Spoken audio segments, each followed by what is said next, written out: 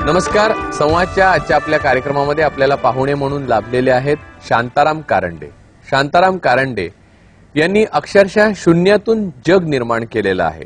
त्यांचे वडील हे एक वारकरी आणि सुरक्षा रक्षकाचं काम करत असत. मुंबईतून वारी जी जाते ती 30-31 वर्ष जवळजवळ कारंडेंच्या वडिलांनी ती वारी नेण्याचा मान त्यांनी मिळवला. कारंडेंचं बालपण हे अतिशय गरिबीत धारावीमध्ये गेलं, पण आज वास्तुविशारद म्हणून, विकासक म्हणून, प्रकाशक म्हणून, संपादक म्हणून, लेखक म्हणून आणि कवी म्हणून, यातलं लेखक आणि कवी हे छंद म्हणून, पण एक साप्ताहिक काढतात, ते प्रकाशन संस्था चालू आहे, विकासक आहेत, आर्किटेक्ट आहेत, स्वतः शिक्षण घेतलं त्यांनी या क्षेत्रामध्ये आणि तज्ज्ञ म्हणून आज ते नामांकित आहेत. हे सगळं यश कोणताही गॉडफादर नसताना 10x10च्या एका गळक्या खोलीत बालपण ज्याचं गेलेलं आहे आणि गरिबी ज्यांनी खूप पाहिलेली आहे अशा माणसांनी मिळवलं. ते कसं मिळवलं? डूज आणि डोंट्स म्हणजे करावं आणि न करावं असं यश मिळवण्याकरता ते आपण त्यांच्याकडनं जाणून घेणार आहोत. नमस्कार कारंडे सर. नमस्कार. या प्रकारचं यश त्याच्यावर आपण बोलणारच आहोत, पण त्याच्या अगोदर काय आठवतं तुम्हाला की येस मी आता अराईव्ह झालेलो आहे, हा क्षण तुमच्या आयुष्यात येण्या अगोदरचं काय आठवतं जे म्हणजे जे खूप त्रासदायक आहे, जे स्ट्रगल करायला लावणार आहे, काय संघर्ष आठवतो? काय होतं वडिलांचं? काय म्हणजे वडिलांबद्दल थोडं सांगा.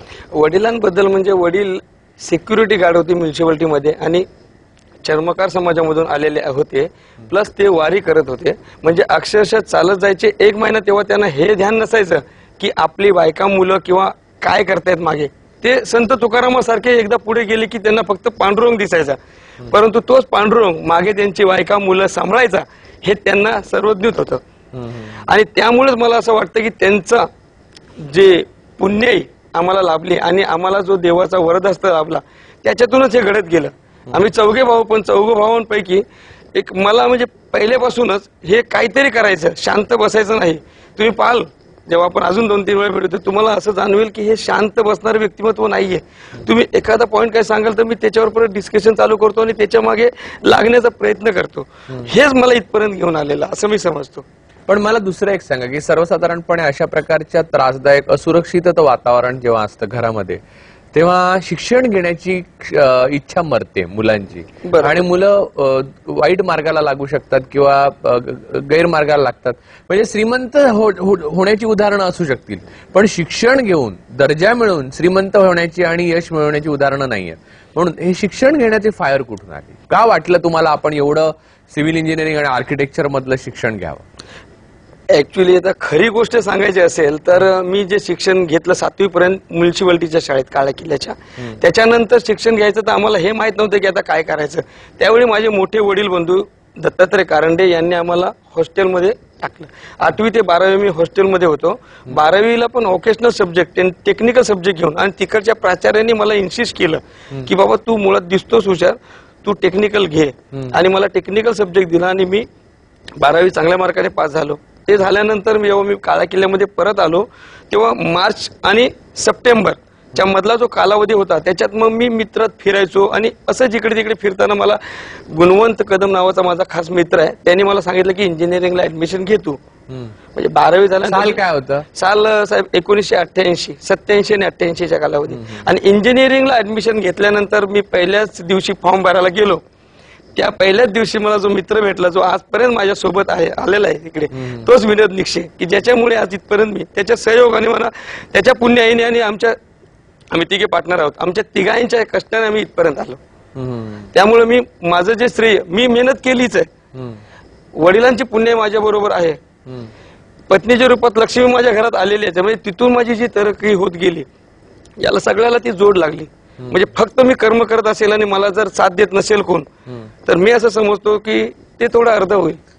कर्माबरोबरच मला साथ मिळाली, लक मिळाले आणि मला सोबत भरारी घेण्यासाठी जे सहाय्य मिळालं ते मित्र आणि आप्तेष्ट शेवटी आहेतच. पण मग मला सांगा की तुम्हाला शिक्षण घेताना म्हणजे इंजिनिअरिंगला ऍडमिशन घेणं हा एक भाग झाला, पण पूर्ण शिक्षण पूर्ण करून ते यशस्वी पूर्ण करणं ही एक गोष्ट ती आहे. स्टोरी म्हणजे मी माझी बायोग्राफी लिहिणार आहे, त्याच्यात वाचली जाईल. या 30 मिनिटाच्या कालावधीत सांगणं सोपं नाहीये, पण तरी पण मी थोडं सांगतो की लिटरली आम्ही धारावी पासून बँड्राला जाताना चालत गेलेलो कधी कधी. त्यावेळी आमच्याकडे पैसे नसायचे.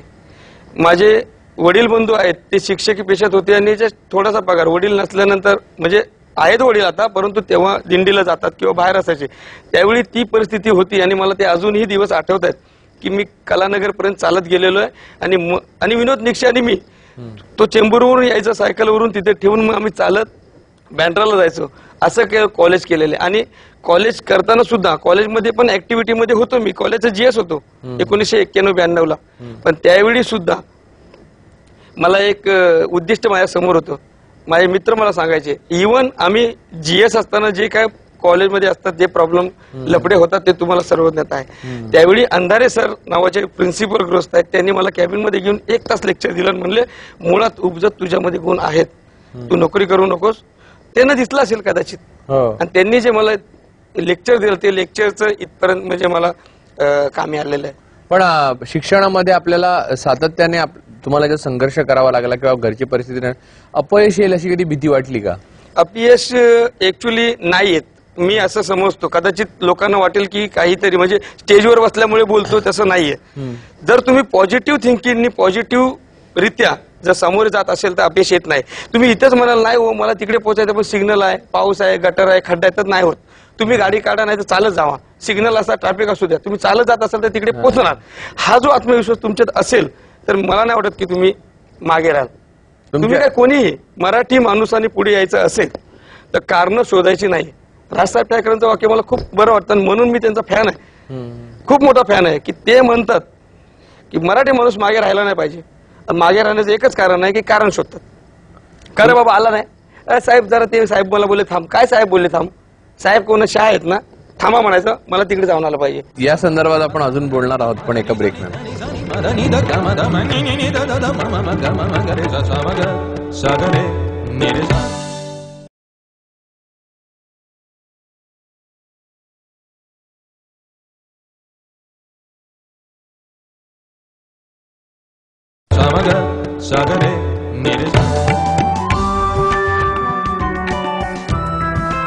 ब्रेक नंतर संवाद मध्ये आपलं स्वागत.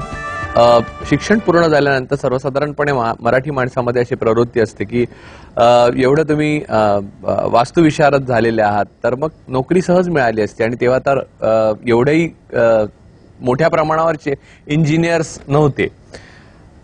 ते न करता तुम्ही व्यावसायिक बनण्याचं का ठरवलं? का अगोदर नोकरी केली आणि मग व्यवसायात आला? तसं नाही केला. कॉलेजमध्ये शिक्षण घेत असतानाच विवेक शिंदे नावाचा माझा जो मित्र आहे तो मला प्रत्येक वेळी गायडन्स करायचा आणि तो खूप हुशार आहे. तो प्रत्येक गोष्टी डिटेलमध्ये जातो. त्याने मला खास प्रेरणा दिली आणि त्याने सांगितलं की तू शिक्षण घेतोस, कम्प्लीट करतो, पण नोकरी करू नकोस. तुमच्या माहितीसाठी सांगतो, तुम्हाला आश्चर्य वाटेल, म्हाडाचे 3 कॉल आहेत माझ्याकडे, पण मी गेलो नाही. तर मी बोललो एक्झाम झाल्यानंतर रिझल्ट लागायची पण वाट नाही पाहिली आणि श्री कन्स्ट्रक्शन नावाची संस्था स्थापन करून मी कन्स्ट्रक्शन व्यवसाय चालू केला. इव्हन हसण्यासारखी गोष्ट आहेच, परंतु मराठी पोरांना अभिमानाने सांगण्यासारखी गोष्ट आहे की मी त्यावेळी गटर बांधलं पहिल्यांदा. त्यांनीच मला दिलं गटराचं काम आणि ते गटर बांधलं. त्यानंतर त्यांच्या वडिलांना त्यांनी कन्व्हिन्स करून बंगला दिला बांधायला. तो मंगळवेळला बंगला बांधला आणि त्याच्यातून मी करत गेलो. नंतर मी पास झालो, पण त्या अगोदर मी 2 कामं करून मोकळा झालो होतो आणि त्यांनी मला संधी दिली. कमीपणा वाटला नाही तुम्हाला गटार? आणि कमीपणा वाटायचा प्रश्न येत नाही. जेव्हा तुम्ही स्वतःचा बिझनेस करतोय, मोची काम करणार सुद्धा अभिमानाने करत असेल तर मी सांगेल की तू कमीपणा मानू नको, कारण तू तुझा व्यवसाय करतोय. तू कुणाच्या हाताखाली नोकरी करत नाही. नोकरी करणं म्हणजे चुकीचं नाहीये. सगळ्यांनीच जर व्यवसाय केला तर नोकरी कोण करणार? परंतु जर तुमच्यामध्ये असेल तर तुम्ही नक्कीच धंदा करा. पण मग मला सांगा की या सगळ्या काम करत असताना गॉडफादर नाही कोणी, पाठीशी कोणी नाही, मोठी सांपत्तिक पाठबळ नाही, अशा वेळेला संघर्ष आणि त्रासाचे प्रसंग आले का? आले असतील तर सांगा की ते कशासाठी, ते का सांगा की जेव्हा लोकांना, तरुण मुलांना जेव्हा ते येतील तेव्हा त्याच्यापासून पळ न काढता त्याला सामोरं जातील, म्हणून विचारतो की असे प्रसंग आले ते काय करा. सर्वात पहिला प्रसंग तो अगदी वाखाणण्यासारखा जर काय म्हणजे की श्री कन्स्ट्रक्शन नावाचं मी माझ्या राजेश कोचरेकर मित्र आहे त्याच्याच प्रिंटिंग मध्ये कार्ड छापलं आणि मी कार्ड पण दिले की बाबा मी, तर मला लोक अक्षरशः, मी आता इथे नाव घेणार नाही, पण मला एवढी लोक असे म्हणाले की यार मूर्ख आहेस, अजून रिझल्ट लागला नाही आणि लगेच श्री कन्स्ट्रक्शन. काही लोक तर असे म्हणाले की काय नाही ते सर्किट आहे. म्हणजे काय की अरे अजून रिझल्ट नाही लागला आणि लगेच कॉन्ट्रॅक्टर घेऊन फिरायला लागला. म्हणजे जो त्यांचा व्ह्यू होता तो व्ह्यू माझ्यापर्यंत पोहोचला नव्हता, किंवा माझा जो व्ह्यू होता तो त्यांच्यापर्यंत पोहोचला नव्हता. मुलाचे पाय पाळण्यात असतात. मी आज सांगतो, आज मी तुम्हाला पुन्हा राज ठाकरेंचं उदाहरण देणार. का देणार? कारण आज जरी राज ठाकरे हे छोटे असले, लोक त्यांची दखल घेत नाही, म्हणतात की त्यांची दखल घेऊ नका, पण ते घेऊ नका बोलतात, यातच त्यांची दखल आली. आणि वाघाचं पिल्लू हे वाघच होतं, मांजर नाही होत.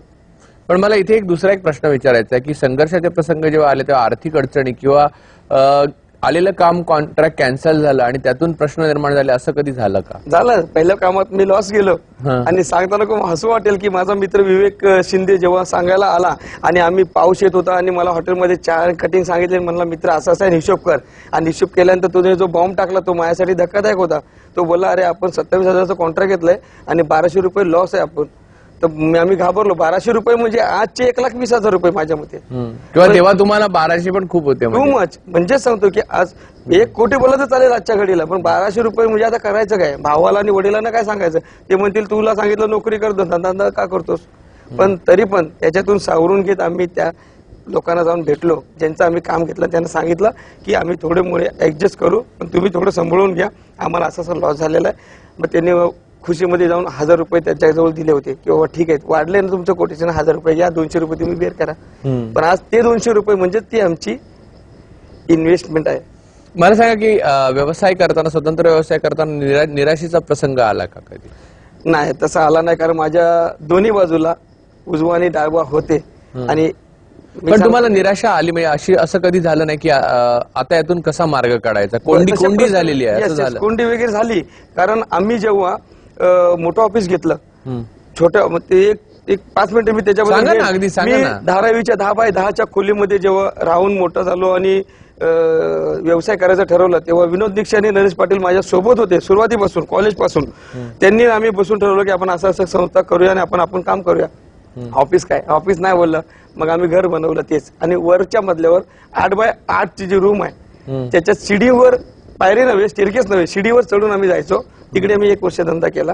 काहीच काम नसायचं, फक्त बसायचो, इकडून तिकडून लोकांना सांगून घेऊन यायचो. अक्षरशः एक क्लायंट आम्हाला भेटला, त्यानंतर आम्ही तसं करत करत, माझे जवळचे मित्र आहेत राजेश कोचरेकर, त्यांच्या वडिलांनी आमच्यावर जो विश्वास ठेवला आणि मराठी माणसांनी ती दखल घ्यावी असं माझी इच्छा आहे की त्यांनी मला दुसरा मुलगा समजून मला त्यांच्या ऑफिसमध्ये जागा दिली आणि मला इथे धंदा कर. म्युन्सिपल शाळेमध्ये मी 1ली ते 7वी शिकलो, त्याच्याच बाजूला मी व्यवसाय सुरू केला. 4 वर्षानंतर as it is me shift झालो. मित्र पार्टनर माझ्या बरोबर होते, त्यांचं ऑफिस तसंच त्यांना परत करून मी स्वतःच ऑफिस घेतलं. ते ऑफिस सुद्धा मी तरक्की करत गेलो आणि तिथून मी आज म्हाडाच्या बाजूला स्वतःचं 1 करोडचं ऑफिस घेतलं आणि आज मी चांगला व्यवसाय करतो. 22-23 लोक माझ्या हाताखाली कामाला आहेत. माझ्या इंजिनियर लोकांनाच 20-25 हजार पगार आहे. आपण पुढे जाणार आहोत आणि या संबंधी बोलणार आहोत, पण एका छोट्याशा ब्रेक.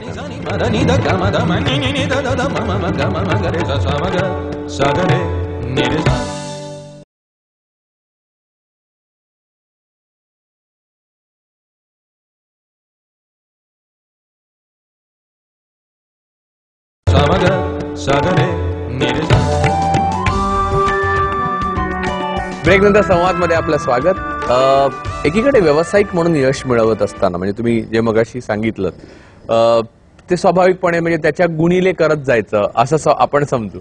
पण दुसरीकडे तुम्हाला स्वतःला कलाभूषण पुरस्कार मिळालेला आहे, राष्ट्रभाषा परिषदेचा तुम्हाला पुरस्कार मिळाला आहे, तुमच्या कविता संग्रहांना पुरस्कार मिळालेला आहे, तुम्ही स्वतः प्रकाशन संस्था काढलेली, रयतीचा वाली नावाचा साप्ताहिक तुम्ही काढता.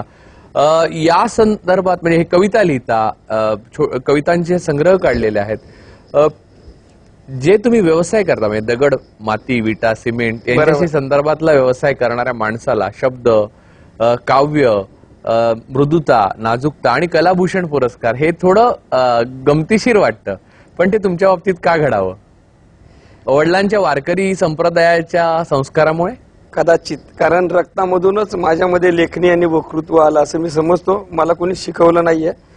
आणि योगायोगाने जेव्हा मी इलेक्शनला पण होतो तेव्हा डायरेक्ट माझ्या हातात माईक दिला. परंतु माईक दिल्यानंतर थोडासा जो माणूस गडबडतो तसा गडबडलो मी पण.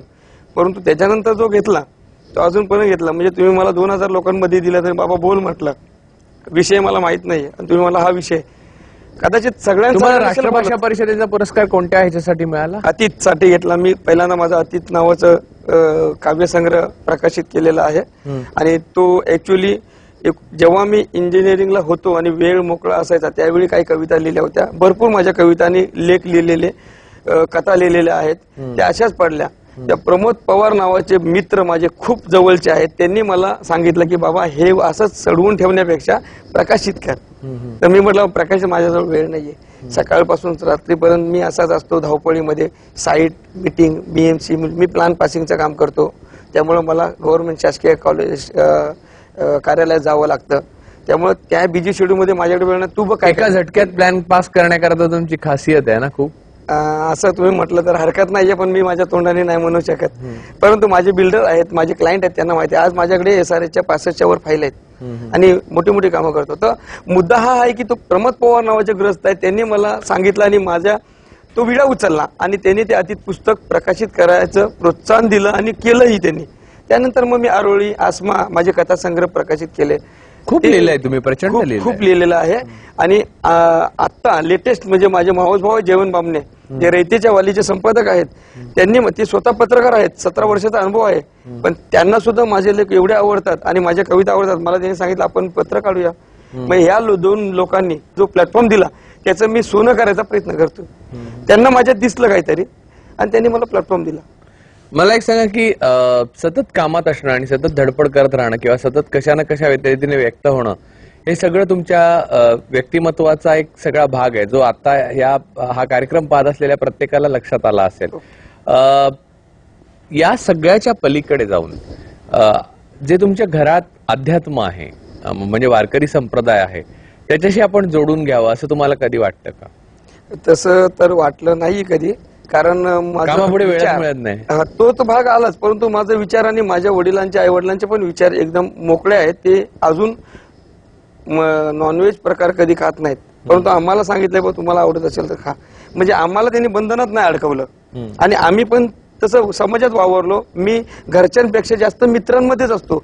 आज सुद्धा जवळजवळ 13-14 लोकांचा ग्रुप आहे आमचा की आम्ही आठवड्यातून इथे एक दुसरा एक मला प्रश्न विचारावा असं वाटतं की तुम्ही सुरुवातीला सांगितलं जी गरिबी आणि जे त्रास आणि वडील वारीला गेले की मागे वळून पण नाही बघायचे की आपल्या 4 मुलं आणि पत्नीचं काय चाललंय ते. बरोबर. पांडुरंग काळजी घेईल असे तुकारामासारखे निघून जायचे. आणि 10x10ची धारावीतली खोली, तिथून आपण इथपर्यंत येऊ शकलो आणि आपण स्वतःच्या मेहनतीवर इथपर्यंत आलो, आपल्याला आपण कष्टाने वर आलो. याचा तुम्हाला कधी एकटे बसले असताना गर्व वाटतो का? गर्व जरी वाटला असता तरी माझ्या बाजूला 2 सुया आहेत. एक म्हणजे माझी पत्नी संगीता आणि दुसरे म्हणजे विनोद निक्षे. की हे मला थोडं जरी मला वाटलं की 1 फूट मी वरती उचललं की मला खाली आणतात की हे जमीन आहे. तर यामुळे मी अजून जमिनीवर आहे आणि मरेपर्यंत जमिनीवर राहावं ही माझी इच्छा आहे. दुसरी गोष्ट अशी की गर्व कधी वाटलाच नाही, कारण गर्व वाटला असता तर मी प्रत्येक सण साजरा करायला काळा किल्ल्यात गेलोच नसतो. पण आज सुद्धा मला धारावी बद्दल आणि काळा किल्ल्याबद्दल एवढी आत्मीयता आहे की तुम्हाला विशेष वाटेल. मी माझा स्वतःचा बंगला आहे, ऐशाराम आहे, गाडी आहे, परंतु मी सण साजरे करायला काळा किल्ल्यातच जातो. या गणपती विसर्जनाला मी त्या पुरांबरोबर सुद्धा नाचलो. त्यांच्या विनवणुकीमध्ये मला काही कमी वाटलं नाही आणि वाटायचा प्रश्न येत नाही, कारण ते मूळ आहे. इथून हा वृक्ष झाला. त्यामुळं तुम्ही फांद्या आणि ती पानं बघू नका, बुड काय आहे तो बघायचा. तर त्यामुळे काळा किल्ल्याबद्दल माझे जे असतं आणि मला असं वाटतं की सामाजिक क्षेत्रात जर उतरलो तर सर्वात पहिलं काळा किल्ल्यासाठी मला काय करता येईल हे बघा, त्याच्यानंतर धारावीसाठी आणि त्याच्यानंतर मुंबईत आलीस मराठी माणसासाठी. मराठी माणसाचा मुद्दा तर मी म्हणजे रक्तात आहे. तुम्ही म्हणाला ना मी तुमचा एपिसोड दाखवत नाही, मराठी मुद्दा सोडता, मी म्हणाल नका दाखवू, मी चाललो, मला मराठी मुद्दा महत्वाचा आहे. तुम्हाला एक अखेरचा प्रश्न विचारतो या सगळ्या कार्यक्रमामध्ये की जिथून तुम्ही उठलात आणि जिथपर्यंत आलात, तुम्ही आता असं एक बोलता बोलता म्हणालात फांद्या, पानं, फळं बघू नका, तुम्ही मूळ बघा म्हणून. तर हा वृक्ष म्हणजे तुमचं येणाऱ्या काळामध्ये तुम्ही कुठे पोचाल असं म्हणजे पोचायचं आहे, काय व्हायचं आहे, कुठपर्यंत वाढायचं आहे, तुम्हाला कुठे जायचं आहे, आणि हे जे विस्तार आहे, ही जी वाढ आहे, वेगवेगळ्या क्षेत्रामध्ये तुमचा जो प्रवेश आहे, संचार आहे, ते कुठे न्यायचं आहे, तुमचं स्वप्न काय आहे? म्हणजे अगदी छोट्या म्हणजे क्लिशे बोलायचं झालं म्हणजे एकदम बरोबर वारंवार बोलला विचारलं तर तुम्ही. तुमचं आणि स्वप्न याच काय? प्रश्नाला तुम्हाला खूप उत्तर मिळाली असतील, तुम्हाला खूप त्याच्याबद्दल नॉलेज आहे, पण मी जे उत्तर देणार आहे ते कदाचित नसेल मिळालं. नासामध्ये बसलेल्या शास्त्रज्ञांना जसं अंतराळ यानात नक्की काय आहे अजून पण कळलं नाही. जे माझं स्वप्न तेच आहे, जेवढं मला जाता येईल तेवढं मी जाणार. इथपर्यंत जायचं म्हणजे मी ते लिमिट आखतोय, पण मी लिमिट आखलेलं नाही. जेवढे माझ्यात कर्तृत्व आहे, जेवढं माझ्या मित्र लोकांचा साथ आणि घरच्यांचा साथ मिळेल तेवढं करण्याचा माझा मानस आहे. मग अगदी तुम्ही म्हणा पंतप्रधान म्हणला, मी महत्वाकांक्षी माणूस आहे, त्यामुळे कमी विचार कमी स्वप्न कधी पाहिजे नाही आणि प्रत्येक मराठी मुलांनी अशीच विचार केला पाहिजे अशी माझी इच्छा आहे. तुम्ही कोण होतात लोक तुम्हाला असतील, अरे काय तू लगेच पंतप्रधान काय बोलतो, पण तसं नव्हे. कदाचित तुमच्या जर गुण असतील तर तुम्ही तिथपर्यंत पण पोचाल, आणि नाही पोचला तरी आनंद मानायचा. आणि हाय त्याच्यामध्ये जवळपास नक्की पोचाल, जवळपास पण नक्की पोचणार. परंतु मी सांगतो, तुम्ही मोठी स्वप्न बघितल्यानंतर छोटी स्वप्न तुमची साकार होतात, आणि हाय त्याच्यावर समाधान मानलं हे सगळ्यात महत्वाचं आहे. अरे नाही ते झालं, मला जमलं नाही, ते तसं नाहीच केलं पाहिजे. माझा खास मराठी मुलांना हा संदेश आहे की तुम्ही निगेटिव्ह बाजूला ठेवा, पॉझिटिव्हली विचार करा आणि मोठी स्वप्न बघा, आणि फक्त स्वप्न न पाहता कर्तृत्व जोडीला असू द्या. तुम्ही दिवसातले किती तास काम करता? मी 16 तास काम करतो. माझ्या माहितीप्रमाणे माझ्या मिसेसला विचारलं तर ती म्हणेल 18-22 तास, कारण मी सकाळी निघतो तर रात्री किती पोहोचतो नेम नाहीये, पण मी 16 तास काम करतो कंटिन्यूस. कारण तुम्ही खास इथे आलात, आणि ज्या परिस्थितीतून माणूस निराश होतो, हताश होतो, वाया जातो, वाममार्गाला लागतो, आणि जी मुलं कोणत्याही प्रकारच्या यशाला किंवा कोणत्याही प्रकारच्या महत्वाकांक्षेला पारखी होतात, तिथून उठून तुम्ही यश, मान, सन्मान, संपत्ती, समृद्धी आणि शहाणपण, आणि सगळ्यात महत्वाचं म्हणजे पाय जमिनीवर ठेवण्याचं कौशल्य आत्मसात केलं आणि ते आमच्याबरोबर शेअर केलं. त्याबद्दल ETVच्या सर्व प्रेक्षकांतर्फे मी आपले आभार मानतो. माझी अशी खात्री आहे की तुमचा हा एपिसोड पाहिल्यानंतर प्रत्येक मराठी मुलाला असं वाटेल की आपण ज्या कोणत्या परिस्थितीत आहे, याहून वाईट तर असणार नाही काही, नक्कीच. ज्या कोणत्या परिस्थितीत आहोत तिथून कुठेतरी पोहोचू शकतो. आणि तेवढं बळ जर तुमच्या एपिसोडने त्यांना मिळालं तर तुमच्या येण्याचं सार्थक झालं, आणि मी आणि तुम्ही हे जे बोललो ते फळाला आलं असं आपण म्हणू शकू. तुम्ही खास इथे आलात, तुमचा वेळ जो काय म्हणतात, तुमचा जो 16 तास काम करता, तुमच्या पत्नीला विचारलं तर 22 ते 18 तास त्यांच्या वेळेतले अर्धा तास आम्ही काढून घेतला, त्याबद्दल क्षमा मागतो. पण तुम्ही इथे आलात त्याबद्दल ETVच्या सर्व प्रेक्षकांतर्फे मी आपले आभार मानतो. धन्यवाद. आपल्याला आमचा कार्यक्रम कसा वाटलाय संबंधी पत्र, ईमेलद्वारे आम्हाला जरूर कळवा. आमच्याशी पत्रव्यवहार करण्याचा पत्ता आहे